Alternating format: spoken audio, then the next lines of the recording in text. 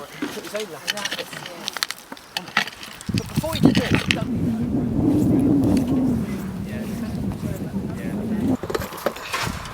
Let me lift it. I'm just going to get the level for the boat.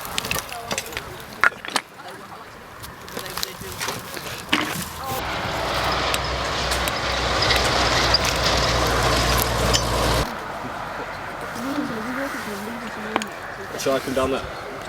Yeah! It would have been fun though.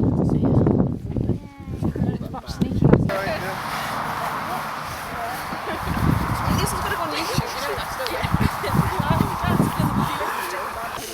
Overall, I think it's been a dig of substantial endeavour. I think that's what I would sum it up as, a dig of substantial endeavour. This year we had the opportunity for the first time to come into this western part of the mound to excavate the area of antiquarian disturbance. As we dug through the mound, we found pottery artefacts which date to the 18th and 19th century, again which suggests that this disturbance may actually be a response, maybe as a result of people digging into the monument.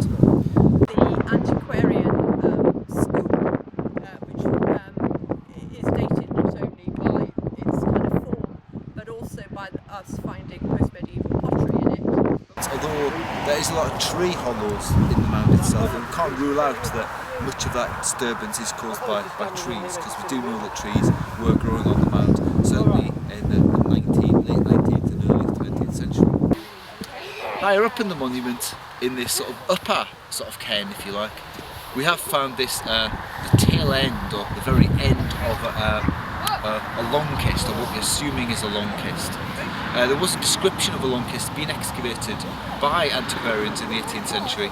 We've located what we think is an early medieval kist grave, and also we think we're coming down onto what are probably Bronze Age remains in the cairn.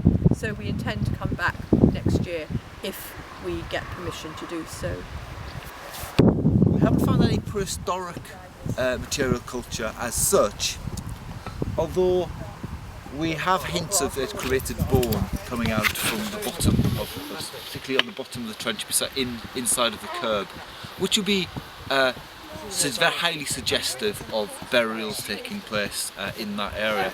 And this would be quite typical for Bronze Age monuments of this type. And if we come back next year, or when we come back next year, I would suspect that we will find burials in the lower sort of sections of the monument. 2011 has been a very successful season, and really looking forward to coming back in 2012.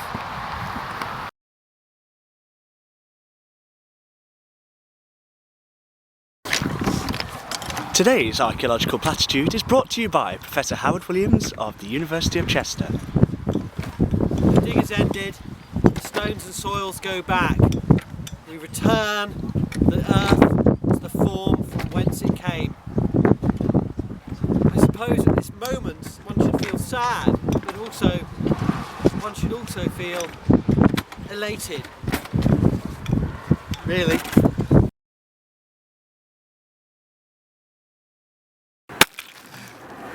When mud's been thrown at Howard's camera and the evidence has been captured, you'll be a photographer, my son.